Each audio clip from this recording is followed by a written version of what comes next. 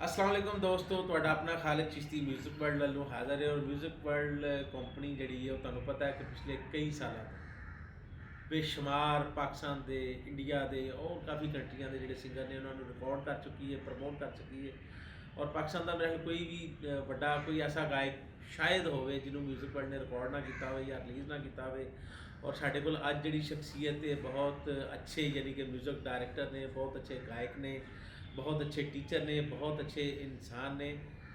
ख्वाजा महमूद साहब अस्सलाम अस्सलाम वालेकुम जी।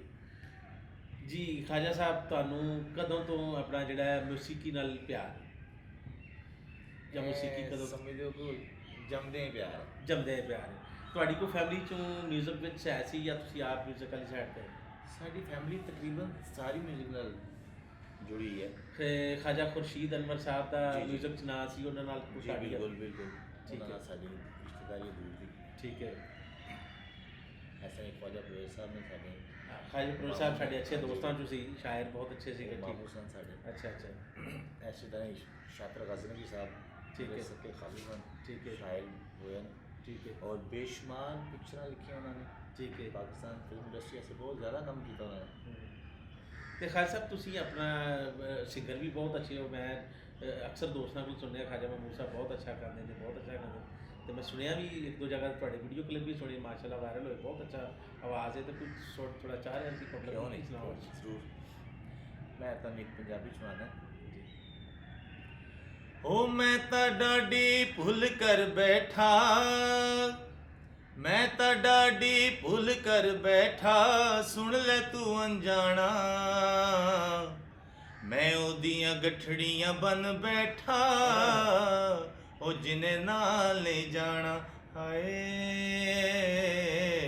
मैं ओदियां गठड़ियां बन बैठा, ओ जिन्हें नाल ले जाना। ਕਿ ਅੰਤਰਾ ਵੀ ਸੁਣਾਓ, ਕੋਈ ਗੱਲ ਨਹੀਂ।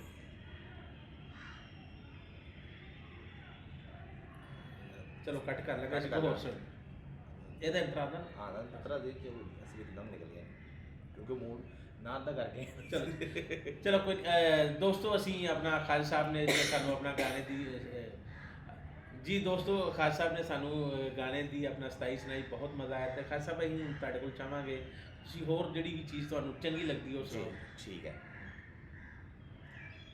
पंजाबी गीत लिखे है ਜੀ।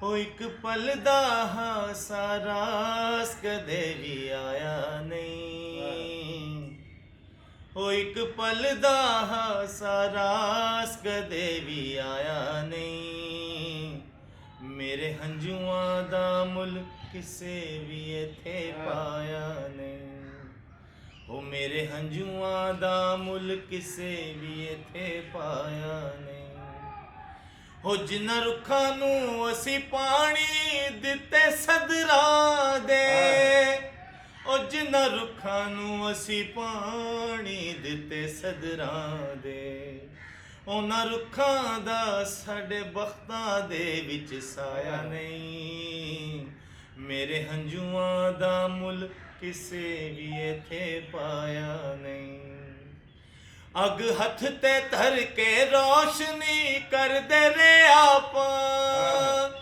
ਅੱਗ ਹੱਥ ਤੇ ਧਰ ਕੇ ਰੋਸ਼ਨੀ ਕਰਦੇ ਰਹੇ ਆਪਾਂ, ਉਹ ਮਾੜੇ ਬਖਤ ਮੇਰੇ ਮੇਰਾ ਨਾਲ ਵੀ ਟੁਰਿਆ ਸਾਇਆ ਨਹੀਂ, ਮੇਰੇ ਹੰਝੂਆਂ ਦਾ ਮੁੱਲ ਕਿਸੇ ਵੀ ਇੱਥੇ ਪਾਇਆ ਨਹੀਂ, ਇੱਕ ਪਲ ਦਾ ਹਾਸਾ ਰਾਸ ਕਦੇ ਵੀ ਆਇਆ ਨਹੀਂ, ਮੇਰੇ ਹੰਝੂਆਂ ਦਾ ਮੁੱਲ ਕਿਸੇ ਵੀ ਇੱਥੇ ਪਾਇਆ ਨਹੀਂ। ਬਹੁਤ ਜ਼ਬਰਦਸਤ ਮਾਸ਼ਾਅੱਲਾ। ਆਪਣਾ ਖਾਲਿਦ ਸਾਹਿਬ ਜਿੰਨਾ ਅਸੀਂ ਸੁਣਿਆ ਸੀ, ਤੁਸੀਂ ਤਾਂ ਉਸ ਤੋਂ ਬਹੁਤ ਅੱਛਾ ਗਾਉਂਦੇ ਹੋ।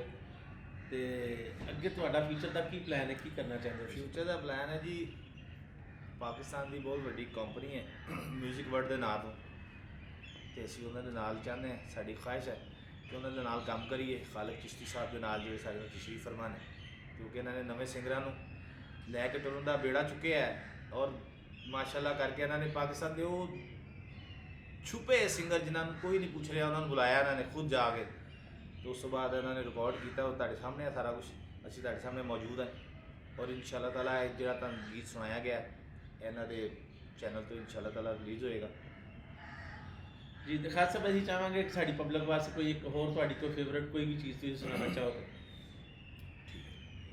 हो नहीं जिंदगी दा कोई एतबार सजना, हो नहीं जिंदगी दा कोई एतबार सजना, छड़ शिकवे शिकैता कर प्यार सजना, ओ छड़ शिकवे शिकैता कर प्यार सजना, ओ नहीं जिंदगी दा कोई एतबार सजना, छड़ शिकवे शिकैता कर प्यार सजना, ओ छड़ शिकवे शिकैता कर प्यार सजना। बहुत बढ़िया दोस्तों, एक बहुत अच्छा मैसेज ख्वाजा साहब ने दिता कि प्यार करना चाहिए। प्यार एक ऐसी चीज़ है ਜਿਹੜੀ ਪੂਰੀ ਦੁਨੀਆ ਤੇ ਦੇਖੋ ਜਿੰਨੀ ਵੀ ਤਰੱਕੀ ਅੱਜ ਤੱਕ ਹੋਈ ਹੈ ਕਾਇਨਾਤ ਦੇ ਵਿੱਚ ਉਹ ਪਿਆਰ ਨਾਲ ਹੋਈ ਹੈ। ਨਫ਼ਰਤਾਂ ਦੇ ਨਾਲ ਜੰਗਾਂ ਹੋਈਆਂ, ਬਰਬਾਦੀਆਂ ਹੋਈਆਂ, ਤਬਾਹੀਆਂ ਹੋਈਆਂ। ਜੀ ਦੋਸਤੋ, ਤੁਹਾਨੂੰ ਇਹ ਖ਼ਾਲਿਦ ਸਾਹਿਬ ਦਾ ਇੰਟਰਵਿਊ ਕਿਸ ਤਰ੍ਹਾਂ ਦਾ ਲੱਗਾ, ਖ਼ਾਲਿਦ ਸਾਹਿਬ ਦੀ ਆਵਾਜ਼ ਕਿਸ ਤਰ੍ਹਾਂ ਦੀ ਲੱਗੀ, ਇਹਦੇ ਵਾਸਤੇ ਕਮੈਂਟਸ ਜ਼ਰੂਰ ਕਰਿਓ ਔਰ ਸਾਡੇ ਚੈਨਲ ਨੂੰ ਖ਼ਾਲਿਦ ਚਿਸ਼ਤੀ ਨੂੰ ਮਿਊਜ਼ਿਕ ਵਰਲਡ ਨੂੰ ਸਬਸਕ੍ਰਾਈਬ ਕਰਿਓ ਔਰ ਵੱਧ ਤੋਂ ਵੱਧ ਦੋਸਤਾਂ 'ਚ ਸ਼ੇਅਰ ਕਰਿਓ। ਜੇ ਤੁਸੀਂ ਕੋਈ ਆਪਣਾ ਮਸ਼ਵਰਾ ਦੇਣਾ ਚਾਹੁੰਦੇ ਹੋ ਤਾਂ ਜ਼ਰੂਰ ਕਮੈਂਟਸ ਰਾਹੀਂ ਸਾਨੂੰ ਦਿਓ।